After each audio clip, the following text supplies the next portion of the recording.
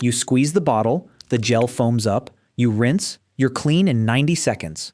For 99% of human history, that bottle didn't exist, and going without it could kill you. Soap. Real soap, fat cooked with alkali until it binds to oil and rinses clean, only shows up a few thousand years ago. Humans have existed for roughly 300,000 years. Do the math. For almost all of that time, nobody had a bar, not a bottle, not a single sachet of anything, nothing. And yet people still had to get clean, not for vanity, for survival. Grease and sweat trap bacteria against the skin. Matted hair breeds lice. Lice carry typhus. Fleas carry plague. A dirty body isn't just unpleasant, it's a habitat, and everything living in it wants to hurt you, for free. By the end of this, that little bottle in your shower is going to look completely different. Because what people used instead of soap is one of the strangest, most inventive survival stories in human history, and some of it is still hiding in your skincare routine right now. Here's what nobody tells you. Ancient and medieval people weren't filthy. That image is mostly a myth, exaggerated later by Victorian writers who wanted their own era to look more civilized by comparison to everything before it. Painting the past as dirty made the present look clean. It was flattering. It wasn't true. The real story is messier and more impressive. Almost every culture on Earth, independently, was obsessed with getting clean. They just didn't do it with a bottle. They did it with chemistry they didn't have a name for, using ingredients you'd never put near your skin today. Here's the first rehook. Ancient Egypt, roughly 3,500 years ago. The Ebers Papyrus, one of the oldest medical texts on Earth, describes mixing oils with alkaline salts, chemically the start of soap. Egyptians also used natron, a mineral salt pulled from dry desert lake beds, to scrub skin and freshen breath. You already know natron from somewhere else. It's what dried out bodies during mummification. Death and hygiene, sharing a shelf. Wealthy Egyptians went further, bathing in water infused with scented oils, cedar, myrrh, frankincense.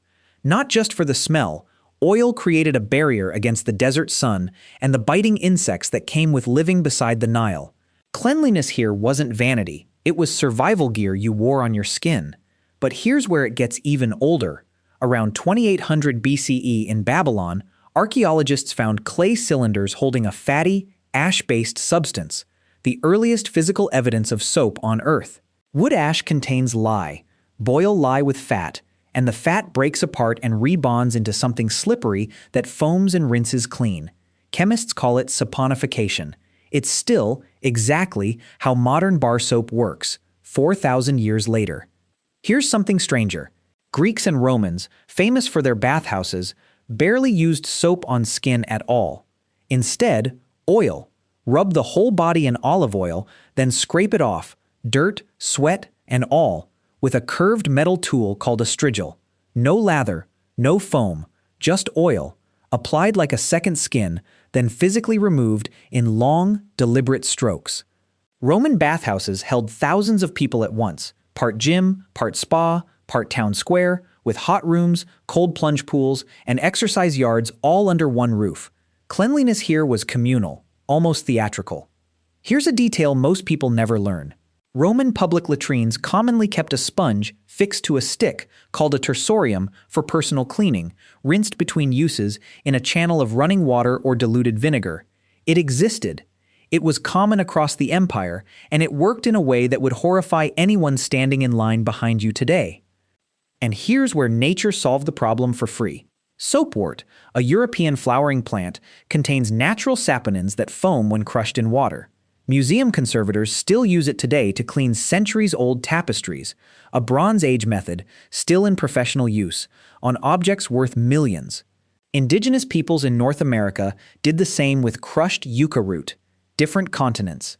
No contact between them. Same chemistry, discovered twice. Here's a rehook that finally brings a real, hardened bar back into the story. While Rome was still scraping oil off with a metal tool, cities across the medieval Islamic world were running documented soap industries. 9th and 10th century sources describe makers boiling olive oil, laurel oil, water, and lye together for days, then curing the mixture into stamped, hardened bars. Cities like Aleppo and Nablus became famous for exactly this. Traders carried it into Europe along Mediterranean routes over the following centuries. Aleppo soap is still made almost the same way today, a 1,000-year-old recipe sitting on premium store shelves right now. And here's where it gets genuinely unsettling, because this part of the story usually gets skipped. Roman laundries needed a strong cleaning agent to whiten wool at scale, so they used urine, stale human urine, collected in giant public jars set out on street corners, left to ferment into ammonia. Workers called full-ons trod fabric in vats of it, barefoot, for hours at a time, to bleach and clean Roman clothing before it was worn in public. It worked so well the Emperor Vespasian placed an actual tax on urine collection. When his own son mocked him for taxing something so disgusting, Vespasian reportedly held up a coin from the prophets and said, "Pecunia non olet," money doesn't smell. People still say that phrase today with no idea what it was originally excusing. Then, centuries later, during the Black Death, many physicians genuinely believed in miasma theory, the idea that hot water opened your pores and let plague-causing bad air straight into your body. So the real written medical advice of the era was simple: don't bathe. Some wealthy Europeans reduced washing dramatically for years as a direct result. Dirt, prescribed by a doctor, as protection against an invisible killer. And when people couldn't bathe, they didn't just accept the smell. Some wealthy women wore what's now called a flea fur, a full dead animal pelt, sometimes with the head and glass eyes still attached, draped around the neck or carried at parties. The idea was that fleas, drawn to warm fur, would jump onto the pelt instead of biting the skin underneath. A living parasite decoy, worn openly as high fashion in polite company. And here's the part that ties every one of these stories straight back to your bathroom shelf. Modern bar soap still runs on the exact chemistry Babylon discovered over 4,000 years ago. Fat plus alkali, reacting into something that binds to oil and rinses away.